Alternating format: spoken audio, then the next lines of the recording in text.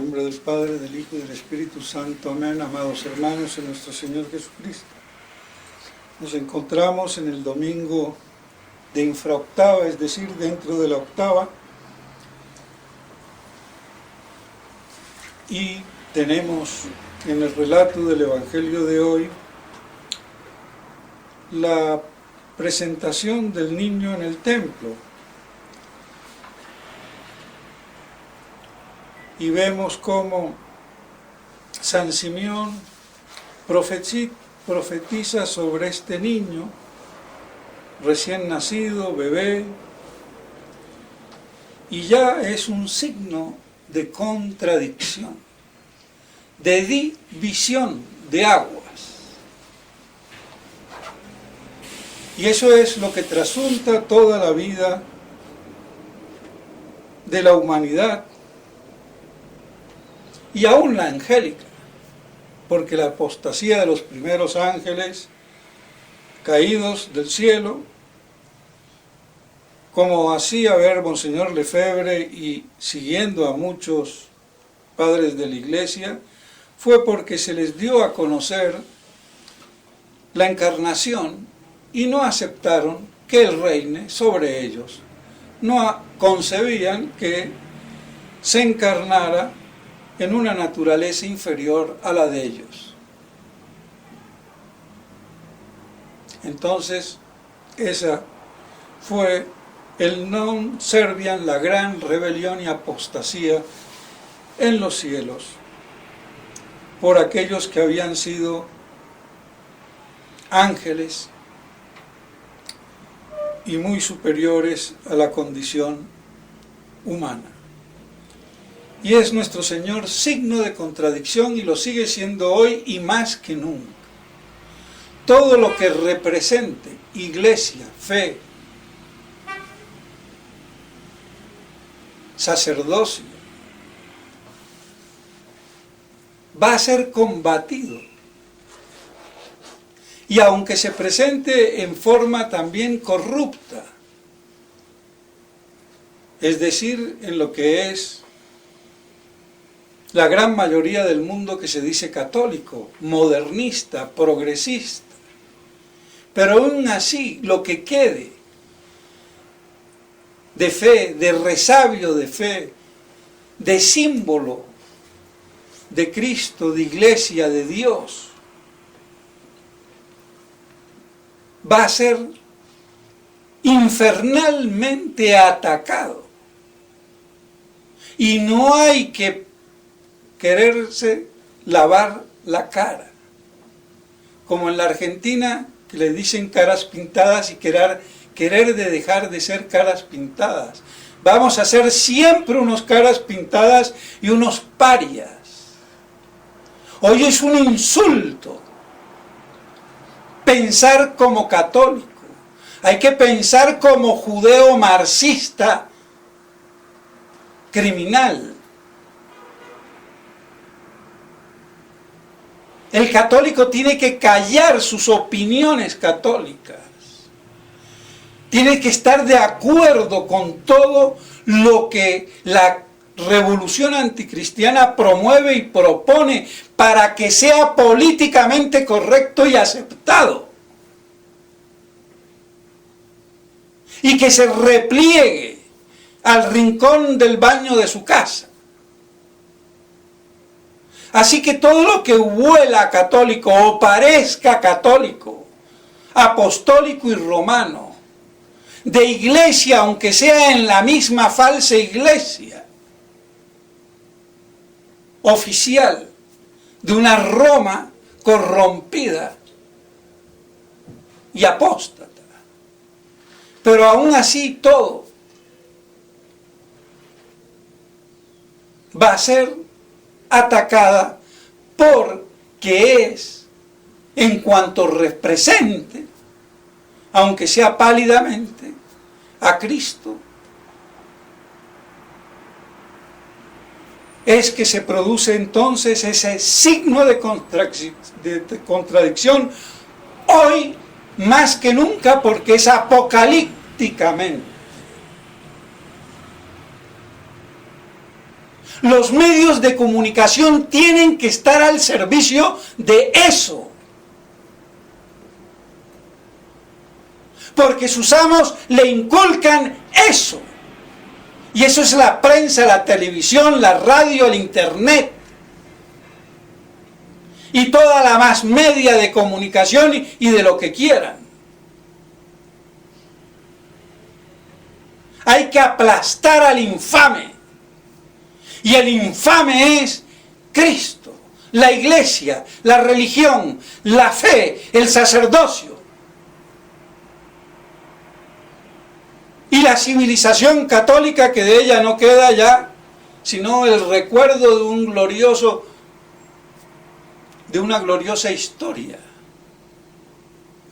Entonces vemos hoy cuán prominente, eminente y agudo es esto que profetiza San Simeón. Signo de contradicción. Viene para ruina de muchos o para salvación de Israel. Y el Israel en plenitud es toda la iglesia.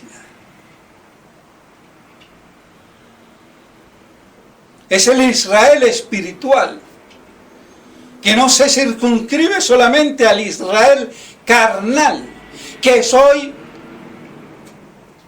ya sabemos, réprobo, hasta su conversión, cuando Dios diga. Y según las Escrituras, cuando vuelva, cuando lo vean venir, lo dicen claramente las Escrituras. No entiendo por qué muchos padres de la iglesia, santos varones, inteligentísimos, y después teólogos, dudan. Para mí no hay ninguna duda. Lo dicen las Escrituras. Esa ceguera durará hasta que lo vean venir.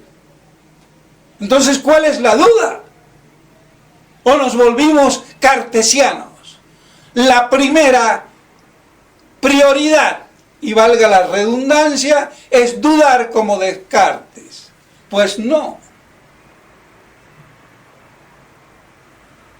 Es el ser, el ente, lo que es.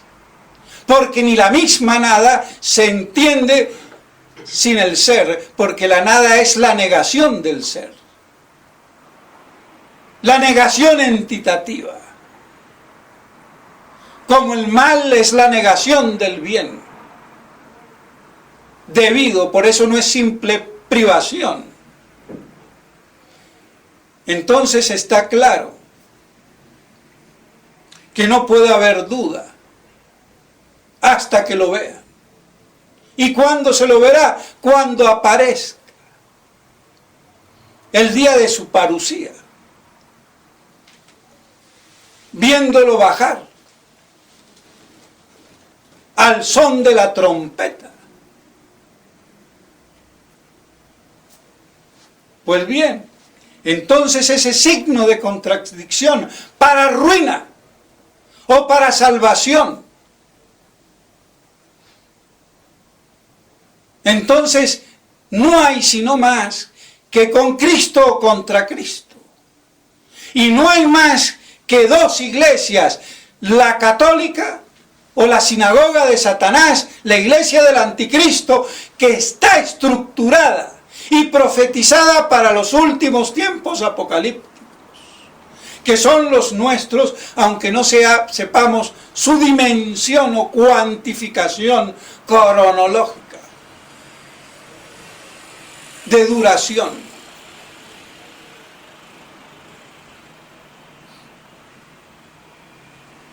Entonces vemos cómo se cinden las aguas. Y todos toman posición, de algún modo o de otro. Por eso las famosas dos banderas de los ejercicios de San Ignacio.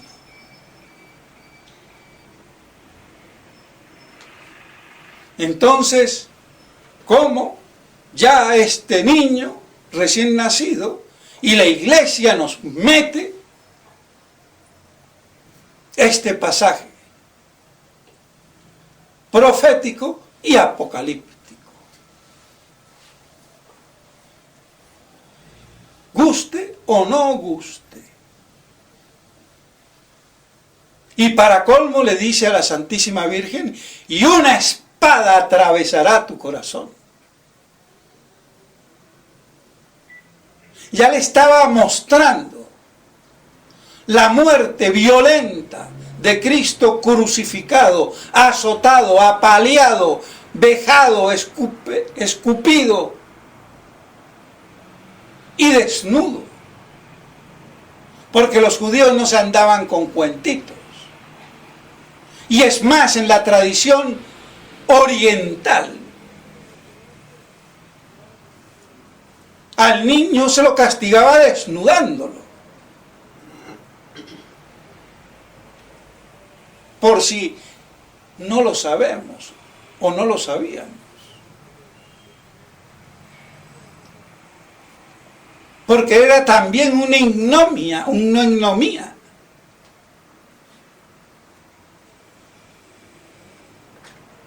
Así que, por pudor, por eso dicen algunos que se le pone un lienzo, pero las imágenes, las improntas de la sábana santa, que muestran la flagelación en las nalgas y en las ingles, las muestran sin que hubiera un trapo de por medio, sino que estaba desnudo, así como suena. Aunque a nuestra piedad afeminada nos duela. Vean la profunda humillación. Pero ese es el testimonio de las improntas. Que no sé cómo harán para darse cuenta, pero eso es lo que dicen. Era sobre la carne, no sobre un pantalón o pantaloncillo o calzoncillo o lienzo que estaban, sino que tenían la misma configuración que en el torso o el dorso desnudo de nuestro Señor, o en sus muslos.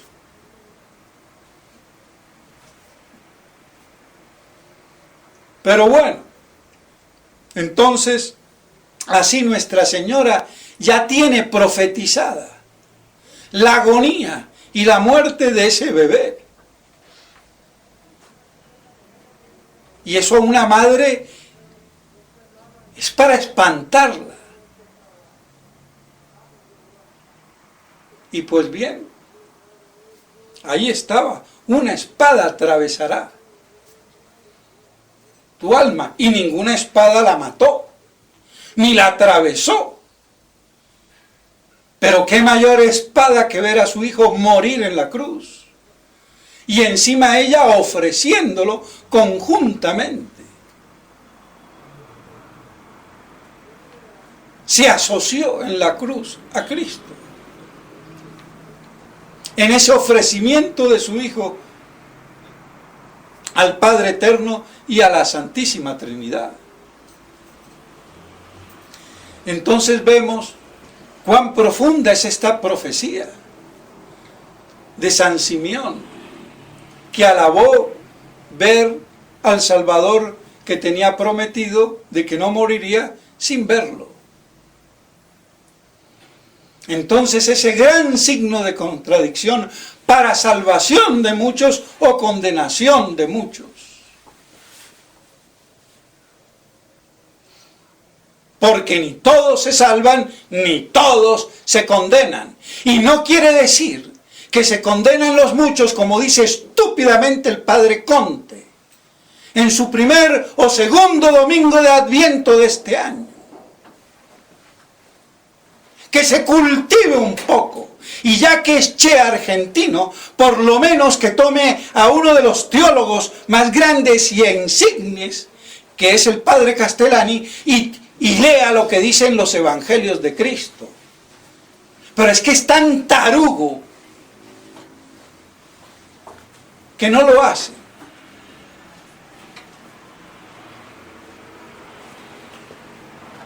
Y esto no lo hago ya por desquitarme de la bronca que le pueda tener por sus estupideces.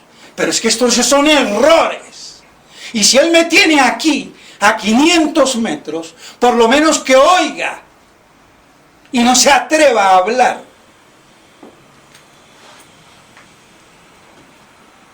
Y así le va a ir. Él cree que es muy fácil publicar los sermones.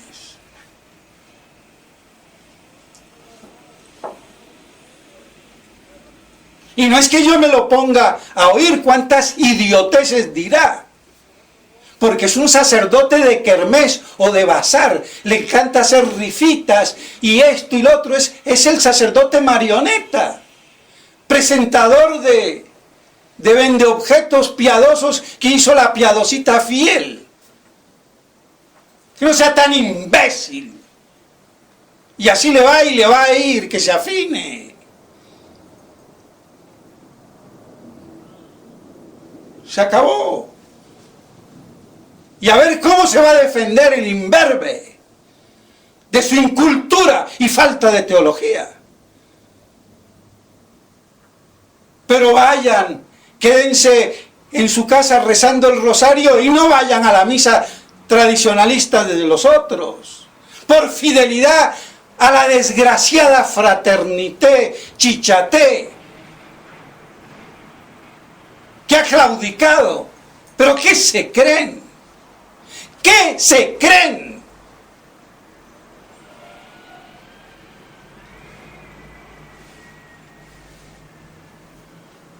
Es que da vergüenza. Haciendo el juego. Y el que calla otorga. Y en materia de fe y de religión hay que hablar. No querer ser políticamente correcto, será ser mariconamente o pendejamente, y perdónenme, correcto. A ver si me entienden.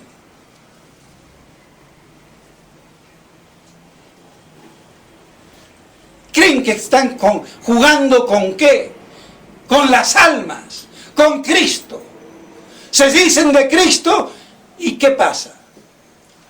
Como el liberal Pilato, sabe que es inocente, lo quiere salvar, lo quiere ayudar, pero lo fustiga a latigazo, que eso solo lo hubiera dejado muerto. Pero el imbécil quería salvarlo. Ese es el liberalismo de los católicos tradicionalistas.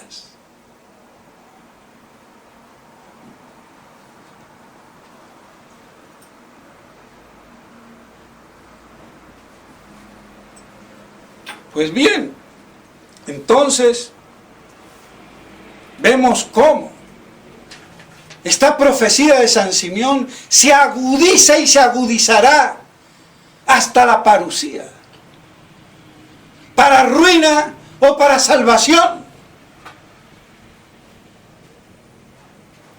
para condenación o beatitud. Sin querer por eso la Iglesia, aunque los hombres de iglesia hacen lo contrario, de saberse si son muchos o pocos los que se salvan. Porque de eso Cristo no quiso decir nada al respecto. Eso es un misterio.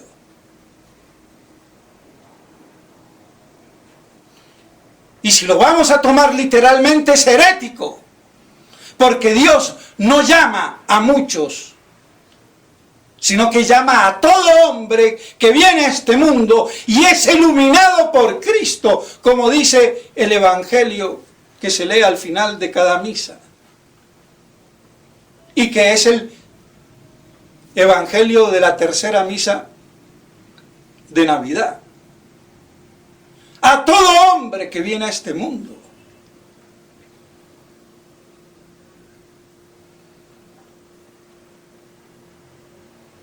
Y ahí la libertad, por Cristo o contra Cristo. signo de contradicción. Esa es la salvación o la condenación eterna.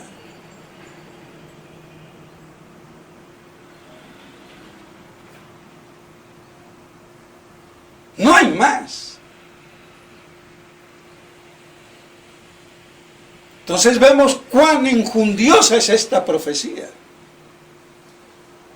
Y lo que lo habrá meditado Nuestra Señora con que una espada atravesará tu alma. Esa habrá sido la cruz de Nuestra Señora. A lo largo de toda su vida, hasta culminar el día del Calvario, donde ya vio realizada esa profecía al 100 por 1.000.000, si así se puede decir.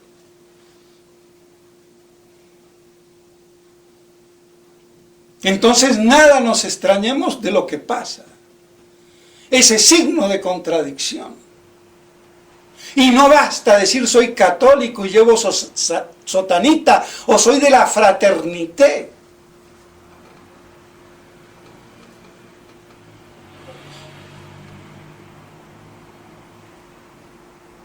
No basta.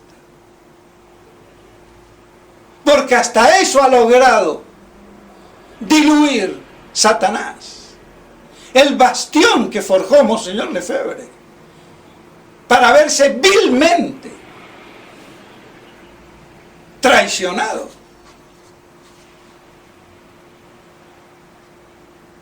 Y dejar la pantalla de la misa, porque si yo no utilizo la Santa Misa y la sacrosanta tradición para la verdad, sino para el beneficio y el provecho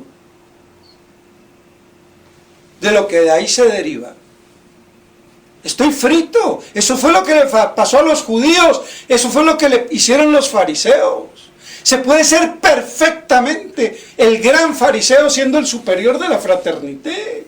Que le vaya al padre Pagliarani, viendo en la que se metió. ¿Qué se creen? Y todos los sacerdotes que siguen.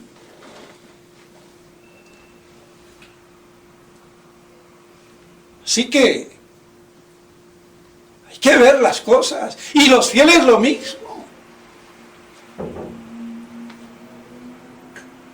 Es que cada día nuestro Señor es un hachazo de ruina o de salvación.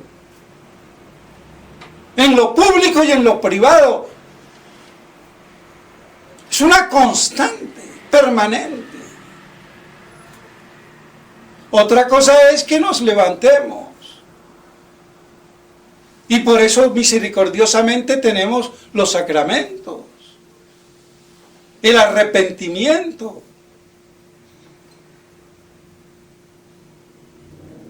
Pero esa fue toda la historia del Israel de Dios en el Antiguo Testamento. Por eso es tratado como una gran mujer o como una gran mujer ramera, pervertida, pérfida, traidora, fornicaria. Esa es toda la historia.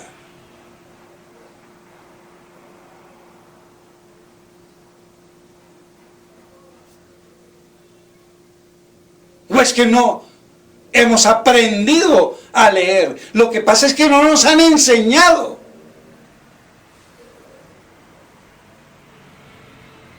Léanse los capítulos, no sé si el 14 o 15 de San Ezequiel. No baja de prostituta para arriba y para abajo.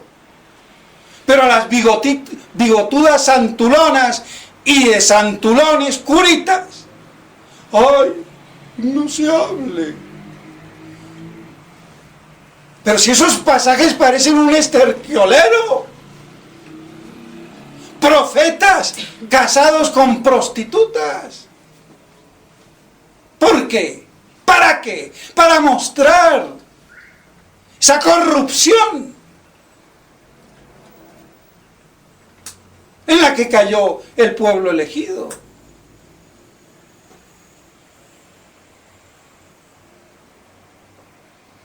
Cuando nuestro Señor se encarnó prácticamente en un estercolero, por no decir un mier, y se los dejo. Cuando tenía que haber sido muy lo contrario.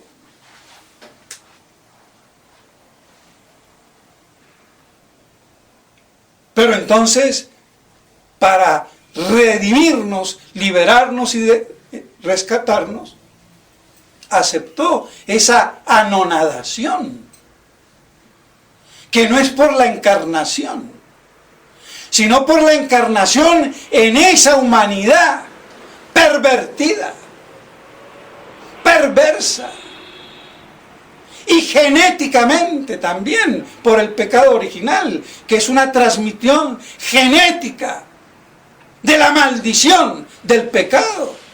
¿Qué creen? ¿Qué es el pecado original? Lo que pasa es que no nos hablan en esos términos. Pero esos son los términos de Dios. ¿O qué creen?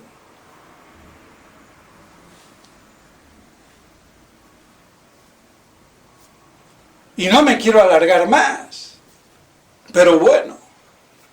Por eso dice en la epístola que estábamos bajo la ley.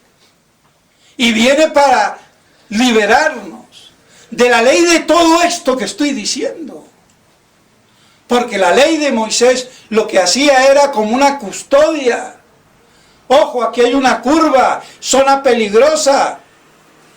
Veneno, no se toca. Cuidado.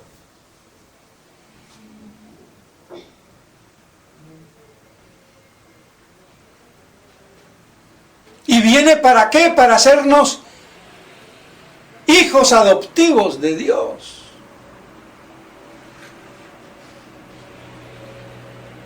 Es en el fondo la parte hacia nosotros más importante de la encarnación.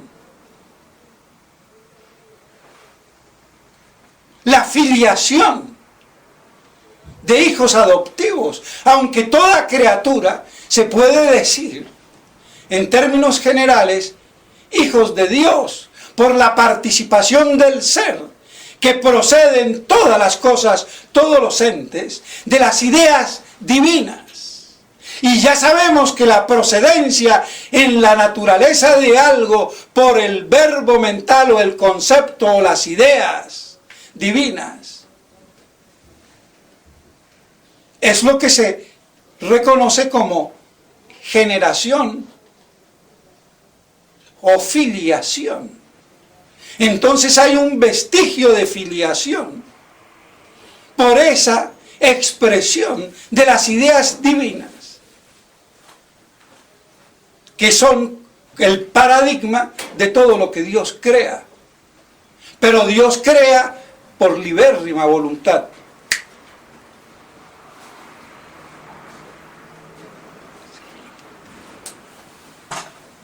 Pero entonces se puede decir en esos términos ontológicos, criaturas de Dios con vestigio, que es lo mínimo en la filiación.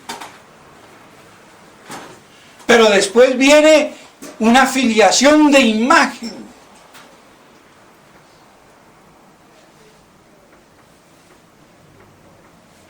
Donde hay una espiritualidad, una inteligencia, una voluntad, una libertad.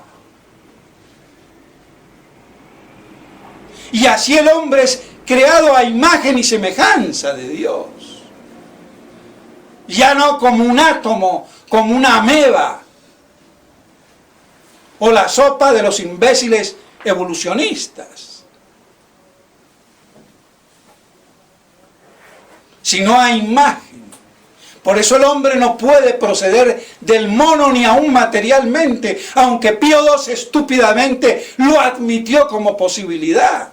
Hasta dónde penetró el liberalismo y el anticatolicismo en ese gran papa.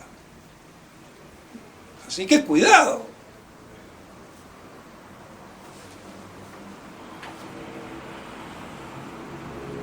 Entonces está esa imagen.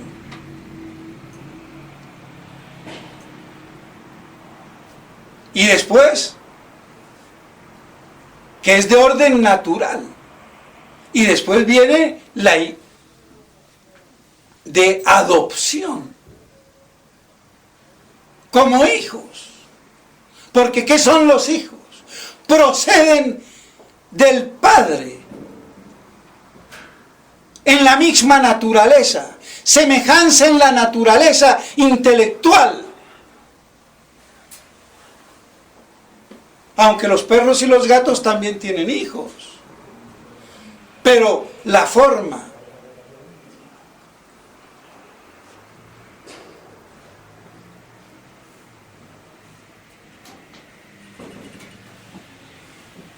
Más expresiva es ya de los seres racionales como el hombre.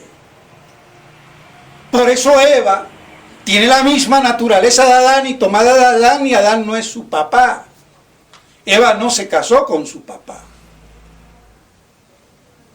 Fue extraída, pero no procedía en la semejanza,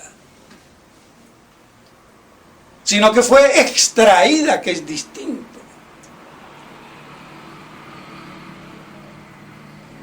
Y en la Trinidad pasa algo parecido.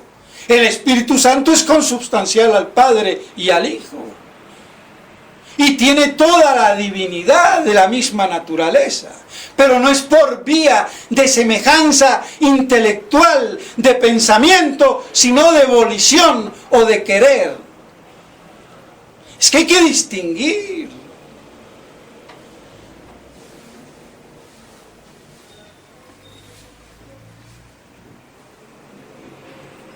Entonces no es cualquier procedencia, es la procedencia en la semejanza. Y en la semejanza intelectual.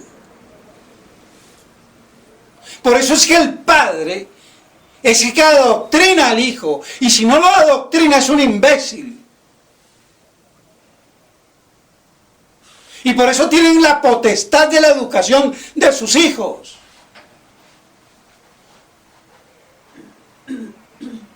Y no es ni la iglesia, y menos el Estado. La iglesia le enseñará como complemento el catecismo, pero es en la cuna del hogar católico donde se ejerce desde que se nace. Pero estas cosas no las entendemos. O no las queremos entender o las hemos olvidado. O sencillamente mucha televisión, mucho internet y poco calétere. Porque es de maravillar cómo la gente estúpidamente está pegada al internet. Cuando debiera ser un simple medio de comunicación fenomenal si quieren y grandioso, pero eso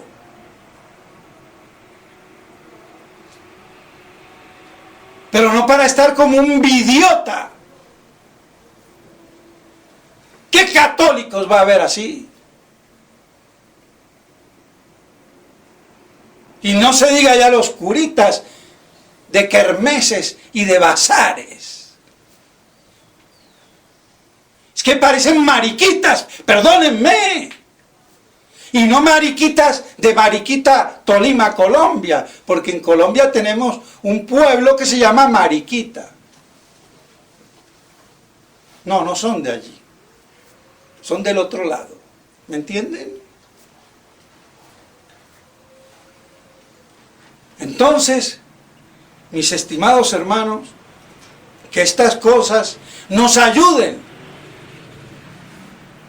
Y la culpa no la tengo yo, la tiene la liturgia de la iglesia. Vean con qué nos ponen, con signo de contradicción. Ay, pero ¿por qué el padre no habla del bebé lindo, del nenito?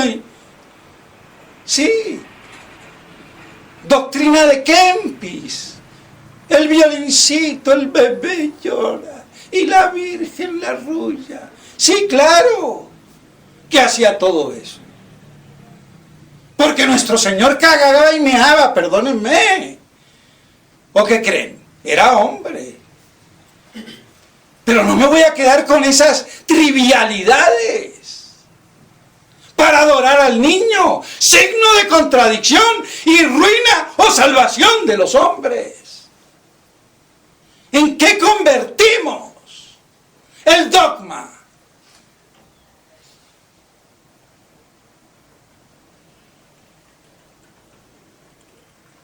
No hay nada que hacer.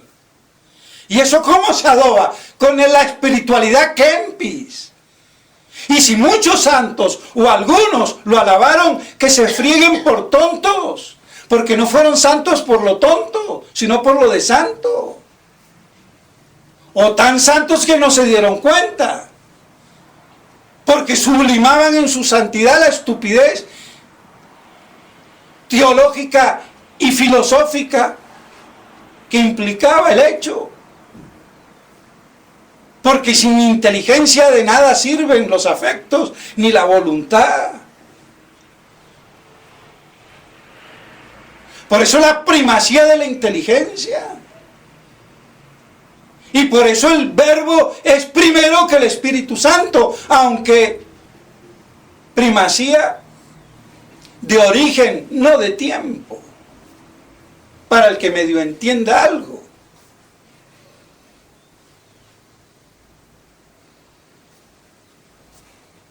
Pero entonces vemos cuán rico es todo esto. Y así entonces hacernos hijos adoptivos en la gracia que viene por medio de Cristo el Salvador. Y si somos hijos, somos herederos de Dios en la visión beatífica.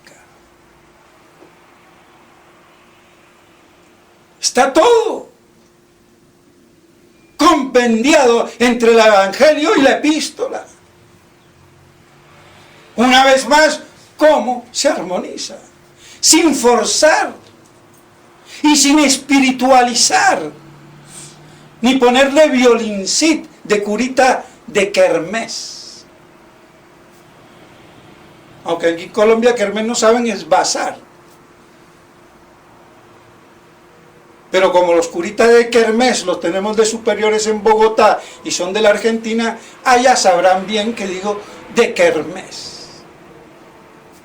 Y el pobre curita que se aguante, para que sepa con quién se ha metido, para que respete. Porque lo he dejado bastante tranquilo. Y ahora se me va a crecer el enano, imbécil. Así de dura es la cosa, de seria. Pues bien, entonces no tengo la culpa. Es la liturgia de la iglesia. En plena Navidad. Entonces que esto nos haga reflexionar de la seriedad de las cosas y de nuestra miseria. Porque no somos sino limo, barro.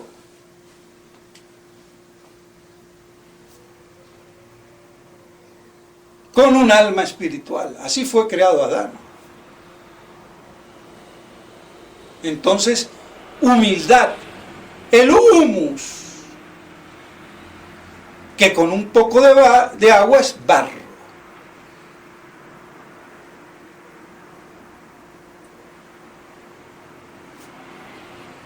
Entonces, esa es la verdadera humildad.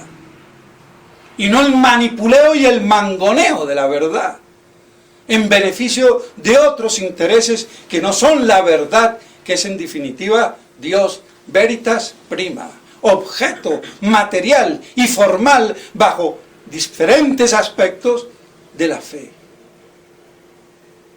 como contenido y como medio. Contenido de lo conocido y medio por lo que se conoce. Pero bueno, la filosofía no sirve para nada, para estos curitas de kermés o de bazar. ¿Creen que ya con la sotanita lo saben todo? Pues que sufran por su supina y aberrante ignorancia a la que no tienen derecho. Entonces, mis estimados hermanos, hijos adoptivos de Dios, luego hijos, luego herederos o coherederos con Cristo, el primogénito. En ese sentido es primogénito de todos nosotros como hijos adoptivos de Dios, aunque es el unigénito del Padre. Y cuando en el texto de la Virgen dice el hijo primogénito de la Virgen, es porque el primogénito tenía los derechos del primer fruto consagrado a Dios. Y no en el sentido de que hubo imbécilmente, como piensan la judeo-masonería, que es marxista, que tuvo otros hijos. Lo aclaremos, por si acaso.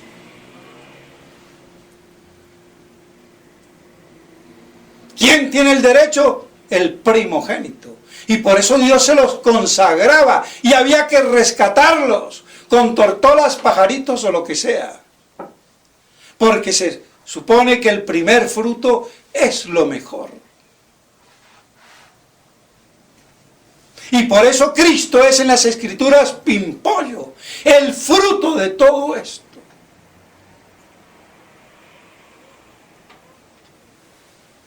Pero bueno, entonces, mis estimados hermanos, que estas cosas nos afiancen en la fe, que se nutre de las verdades divinas y no de los pareceres tontunos de muchos falsos devotos. La verdadera devoción está en la verdad que nutre el alma. En nombre del Padre, del Hijo y del Espíritu Santo. Amén.